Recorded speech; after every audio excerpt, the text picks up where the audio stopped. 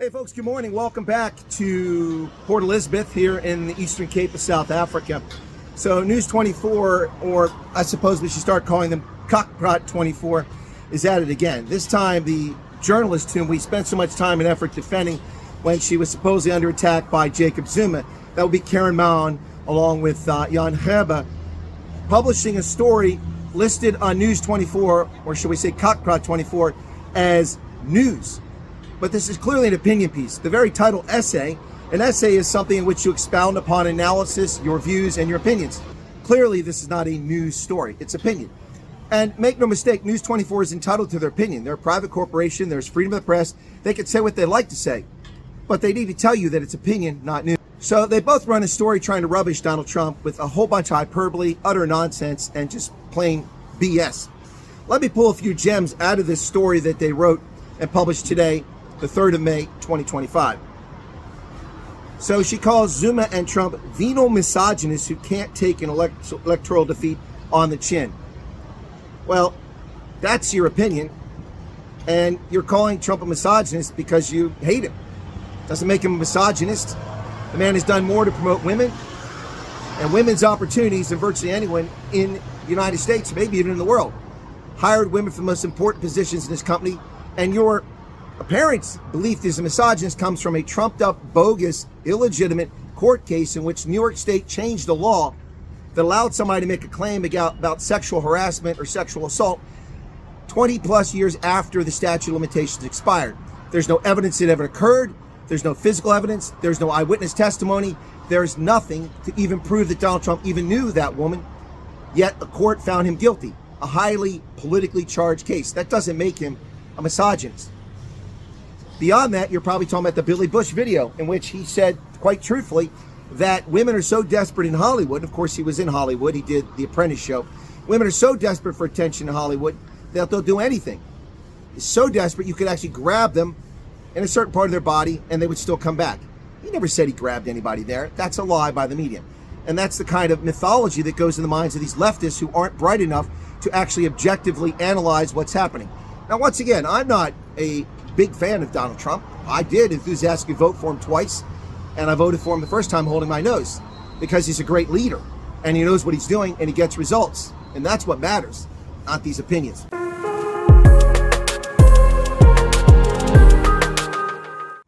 They say that Trump sought to disrespect the courts. Now, that's an outright lie of omission. Yes, there's a lot of tension between the judicial system today with Donald Trump's presidency. That's because the courts are being used illegitimately by activist judges who are overruling the rule of law and violating the Constitution in their duty. And Trump is perfectly within his rights to complain and call them names because they're violating the law. We've got 2 judges who've expressly helped criminal alien invaders evade arrest in the United States, and they've been arrested. And what do we get? Oh, separation, co-equal branches. You're not co-equal when you break the law. If you're a pedo and you're a judge, you're going to be prosecuted. If you've helped criminal alien invaders evade law enforcement, you're going to be prosecuted. That's not doing anything to the judicial system. That's holding criminal judges to account, which should be done. In the first Trump administration, he was endlessly attacked, and one reason he had so little success in many areas is because the Ninth Circuit Court in California was abused by leftists to cherry pick and take cases there, knowing that leftist court would vote in favor of blocking Trump action, regardless of the constitutionality of it. Time and again, those cases went to courts. The Trump administration adhered to the rule of law and the court's decision, and then after they won the case, they resumed the action. If they lost the case, they moved on. So this lie about Trump not respecting the courts is bogus. Then they throw this gratuitous nonsense in that he faced rape accusations. Well, Karen Maun, perhaps you should face Karen accusations or crying wolf when there's nothing there. Maybe we should look a little closer about what it is that Zuma actually did to you that hurts your feelings so much. We supported you, only for you to do exactly the same thing to Trump that you claim Zuma did to you. You claim he tried to undermine your credibility and attack you personally. Well, that's what you're doing to Trump with no basis, with your opinion disguised as news on a news tab at News24. You say that both Trump and Zuma have fawning love for Putin. Well, in Zuma's case, that certainly appears to be true. Donald Trump, are you high? Donald Trump is the only president that held Russia in check. During the Bush administration, they attacked Georgia and Estonia.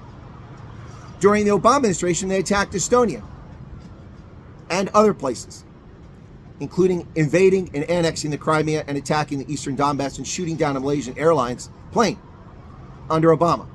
Under Biden, they attacked Ukraine and captured nearly a third of the country. Trump is the only president that's kept Russia out of Ukraine or out of its neighboring states. Putin is afraid of Trump, and he's never taken any action. This nonsense about him fawning over Putin is ludicrous, absolutely ludicrous. It only comes from vapid, vacant, uninformed minds or dishonest, lying leftists. Take your pick where these journalists fall. Claims that he's supported by an army of social media accounts. Really? Biden and Obama were supported by the entire tech industry, skewing everything, censoring people, canceling people left and right for simply stating facts.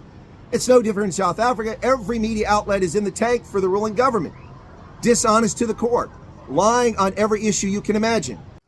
Then they claim that the motivation for Trump's political career is to avoid prison. That's beyond ludicrous. The guy never faced any criminal charges before he became president. He became a target of leftist lunatics and corrupt judges and lawsuits because he was president, because he was exposing the corruption in Washington between Republicans and Democrats, burying our nation in debt, putting us in endless overseas wars, putting our lives at risk. As a soldier for 36 years, I was at risk any day of being sent off to a foreign war. For who? I didn't complain, that was my mission. But for who? Halliburton? Bush? Obama? Trump ended wars. War after war. He ended the war in Iraq. He destroyed ISIS in 4 months. That's Obama's creation through his naive and negligent foreign policy. He ended the war in Afghanistan. He ended the war in Philippines with Abu Sayyaf. It's utter nonsense, this nonsense. His motivation is to stay out of jail. Crap, total crap. Claims that Trump attacks judges and the courts. Well, in the current climate with lawless judges running around making decisions in violation of the Constitution, what option does Trump have but to take his case to the public until it can be appealed to a higher authority? And this is the most comical of all, the use of dishonesty to avoid accountability. My goodness, that sounds a lot like South African media. Have you talked to your editor-in-chief there, Adrian Basson, and his actions in a previous publication, destroying the life of an 11-year-old girl over his attitude? Have you talked to your publisher about the lies that are published in your publication every single day? Wow. Use of dishonesty to avoid accountability. Sounds like somebody is a pot calling the kettle black there, Jan Grebe and Karen Mallon. And perhaps this is the most comical of all of them. Trump has no problem using state security apparatus to go after his perceived political enemies. Are you serious? Are you serious? Donald Trump withstood 2 bogus political impeachments in his first term and went after nobody, attacked nobody, none of his opponents. Donald Trump was harassed by Republicans and Democrats in his first term. They violated the law. They undermined the presidency. They upset the co-equal branches of government. And it was Joe Biden who fraudulently used the FBI to do a pre-dawn raid on Donald Trump's house for classified documents that Donald Trump had a right to possess as a former president and declassify at his prerogative. Joe Biden stole classified documents for years as a senator, as a vice president. He had no right to take those documents out of secure areas. We found those documents in his so-called Biden think tank. Now there's an oxymoron, a Biden think tank in Washington, D.C. What a joke that is. In plain view, open for Chinese spies to wander in there and copy every piece of classified information, exposing our sources and methods for collection of intelligence. He also is known to take classified documents on the Acela train going home on the weekends to Delaware. And when his staff told him he couldn't do that, he said, "Oh, these are my people."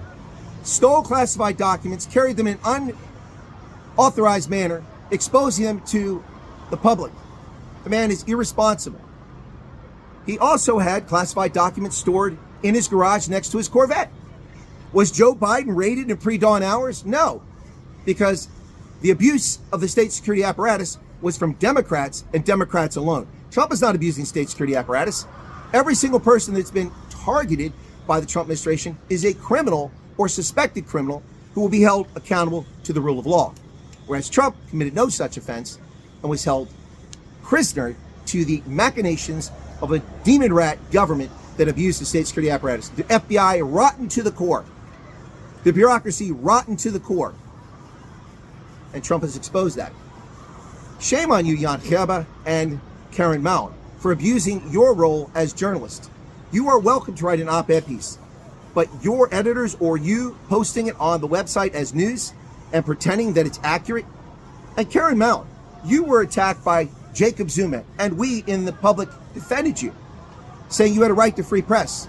You do have a right to free press. You have a right to free speech in the press, but the press must be responsible.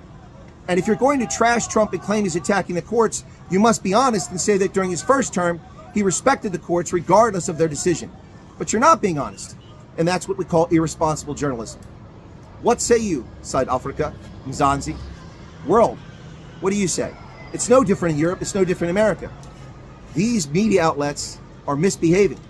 They're supposed to be the fourth estate, holding the state accountable. They're not. They're in collusion with the state all over the world. And that's my view from Port Elizabeth. Cheers.